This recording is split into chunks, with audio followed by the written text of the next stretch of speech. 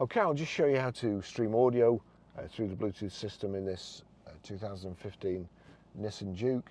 What we have to do, we go to music, find a track that we like, we'll click this one, but you'll see at the bottom there it says My Car. If I click on that,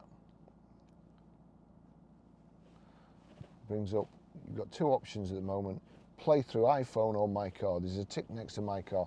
That means anything that's playing on here with the soundtrack of anything, or with iTunes, Amazon Prime Music, Spotify, soundtrack of a YouTube video, it will play through the speakers if I have it set up right. So I click play here, it's playing, I go over to, you see CD, auxiliary, radio. If I go over to auxiliary, this throws a lot of people. Go over to auxiliary, that's the auxiliary input there, and there's also a USB input there. So if you have it wired or plugged into either of those, auxiliary, click on auxiliary. You've got auxiliary there. It doesn't do anything. Press auxiliary again, and it's gone on to Bluetooth audio. You scroll through all the different functions, whether it be auxiliary, USB, and so on, just by clicking the aux.